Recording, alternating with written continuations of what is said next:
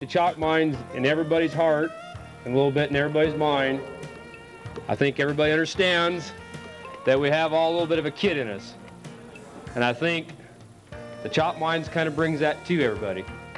I'm sorry we can't let everybody wander the mines like we used to, but we fight a big thing, and it's called liability. And so what we're doing is we're just trying to fix up this thing in 5 different phases. So eventually, in the next 4 more years, we'll have the thing completely opened. We're hoping that through your support and all the donations that have been coming in, there has been no state monies in this. There has been no government monies in this. It's all been totally donations. And it's been people like you that have supported this to get this ball rolling.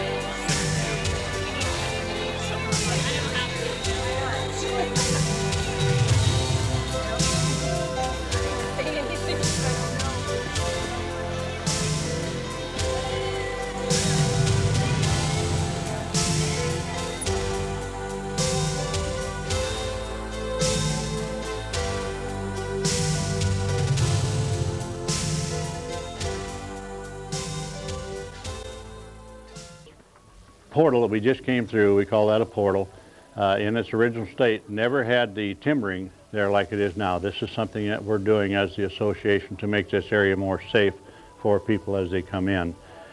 The mine itself probably was started in this area about 1931.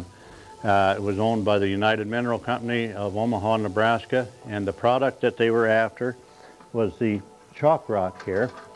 I'm going to step over here and I'm going to ask you not to follow me in. I'll just go right here. The reason I ask you not to follow me in is because this is considered one of the unsafe areas. Maybe I can tell you that now here. What they used in the mining process was called the room and pillar mining. And that simply means that they kept the pillars here, leave pillars, and keep it as narrow as possible so they could run the old Model A dump truck in here that they used to haul the rock out of down to a railroad siding about 3/4 of a mile south of here. And when they got too wide, for one reason or another, then this is what would happen. You would have falling off from the ceiling, and we'd have chunks, maybe 150 to 100-pound chunks, which would kill a person, break their neck or whatever else. So we don't want you to come in here, but to you, you can do part of the mine, the product they wanted, from that white line that you can see on the ceiling there, down approximately 6 feet.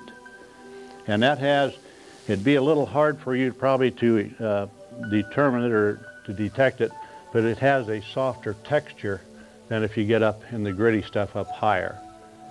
Now it originally had probably, I've been told, about 80 uses.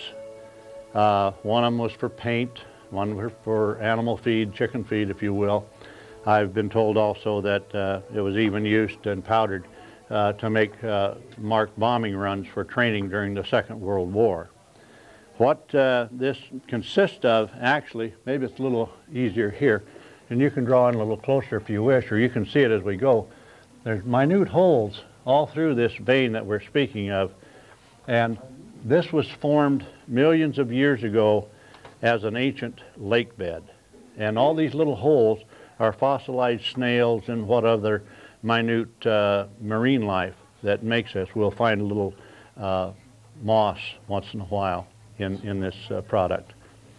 It was the last one that we know of that mined the mine. I was probably 12 to 13, 14 years old at that time, and I did help him, not as a paid employer hand, but I'd help him, and we ended up with the tools. And these are the original tools that were used in the mining process. There was nothing fancy or about it. It was just back-breaking work. And the way they done this bar was simply a Model T or a Model A drive shaft, and the blacksmith added this blade that you can see there onto that.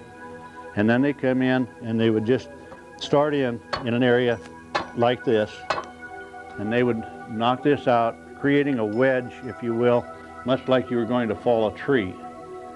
And then they would, when they got done with that, this other piece of equipment is nothing but a carpenter's brace and a wood bit at the end, and the same blacksmith extended it to this length. And they would take this and start like right here and drill a hole. And I'm not going to drill that hole all the way back there until it got in probably about this length up here. Then they would take a piece of broom handle like this, and they would take, this is Field and Stream, but at that time they used Sears and Roebuck. They would take this and make a cylinder. This paper's gotten damp, don't work good. And essentially they would roll this over. They would take and twist this in shut, pull this out, and fill this with black powder. And when we got to the end of it, they would take a fuse like this. This represents the fuse. Put it in there, twist it shut, insert it into this hole, and then they would take this stick here and little pieces of rock that would fit in and tamp that to compress it. And then they would, I've got a demonstration thing here, a little hard to see,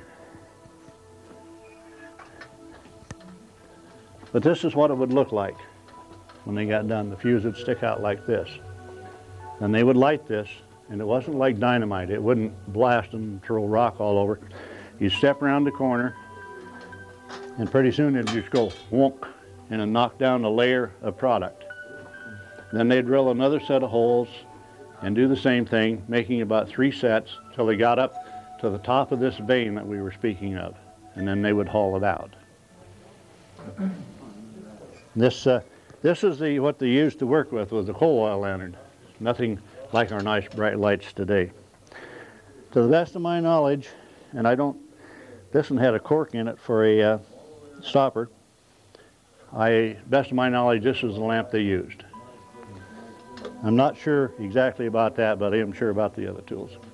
Then when they got done lifting all the bigger chunks that they could handle, they cleaned up with this, threw it in the old truck, and then when they had anything left, they hauled it out like this and dumped it over the bank.